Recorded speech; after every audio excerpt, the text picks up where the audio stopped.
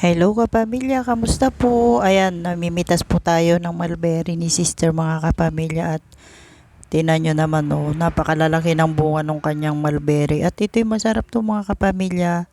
Yung pinipitas natin yung iba, yung kulay pula lang, saka yung iba yung mga hinog na talaga matamis. Pero yung mga pula na yan, medyo may asim pa. Pero masarap din yan mga kapamilya, parang duhat siya. Lalagyan mo siya ng konting asin tapos aalugin mo. Masarap siyang kainin. Kaya kahit yung medyo red saka medyo hilaw pa, masarap din siyang kainin. Kaya yun yung pinipitas natin. At tingnan nyo, nakakatuwa talagang mamitas dito sa mulberry ni sister. At ito tingnan nyo, hitik na hitik sa bunga. Napakarain niyang bunga. At malalaki itong bunga nitong mulberry niya mga kapamilya. Hindi po katulad nung iba na mulberry na medyo maliliit ng kaunti yung kanyang bunga. At ito mga kapamilya, masarap itong kainin pagka ganyang medyo hinog na siya. Yun, masarap yun. Tapos lalagyan mo ng asin. Kaya, ayan, ako nakaka-excited mamitas ng mga bunga nitong mulberry ni sister. At ang daing niyang bunga pagka napupunta kami dito, katulad nito, napasyal kami.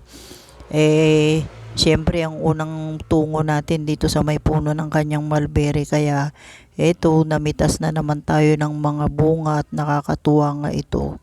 Tingnan nyo, pag napuputulan kasi ng sanga tong kanyang mulberry kapamilya, dumadami yung kanyang mga bunga at nakakatuwang pitasin. Tingnan nyo, at nakakaaliw mamitas ng kanyang mga bunga.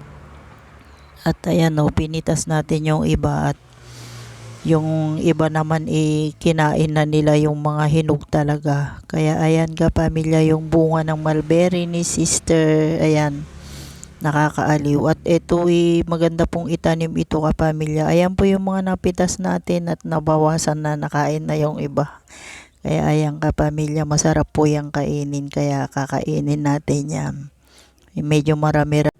Hello po kapamilya, good morning po. Ayan po, lalagay na tayo ng papel, pero yung mga nauna nating papel kasi maliit yung pinangbalot natin, inuulit natin para hindi masira yung bunga ng ating mangga. Ayan kapamilya, at nilalagyan natin ng balot yung ating mangga.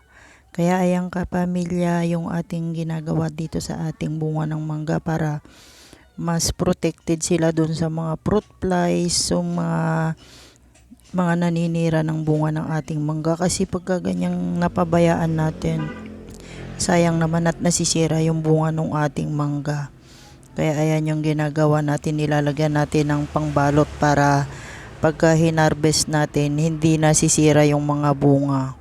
Kaya ayan kapamilya, yung ginagawa natin, yung pagbabalot dito sa ating bunga ng mangga. Kaya mas maganda po pagka binabalot natin para may protection na rin yung mga bunga ng ating mangga. Mas maganda kasi yung bunga niya pagka nababalot. Makinis siya, saka syempre walang sira dahil hindi na siya natutusok ng mga fruit fly na mga naninira dyan, saka yung mga iba pang insekto. Kaya yung binabalot natin. Kaya mas maganda pagka binabalot natin yung mga bunga ng mangga natin. Kaya lang syempre, oras din po, saka syempre yung pagpiprepare ng mga ganyang pangbalot, kailangan may oras talaga tayo para magawa yan. Ayan, at mas maganda po talaga pagka binabalot natin, syempre yung pagtsatsaga talaga, ibalot isa-isa. Hindi naman kasi pwede pagka nagbabalot tayo, kailangan talaga iisa-isahin natin yung mga bunga ng ating mangga. Hello kapamilya, ayan, magtatanim tayo ng ating sili. At ayan po yung ating mga sili kapamilya. Siling panigang po ito kapamilya, at ready na pong pangtanim tong ating sili. May nauna na tayong mga naitanim, yung ating bawang, talong sa kamatis. Pero ito naman yung pang-apat na batch natin, at ito itatanim na natin dito sa ating bed. Ayan kapamilya, at isang malaking tulong na naman tong pagtatanim natin ng ating mga siling panigang, dahil ito hindi na natin bibilhin. Kaya maganda po pag nagtatanim-tanim tayo sa ating backyard o kaya sa mga sako, sa mga paso, instead na halaman yung itatanim natin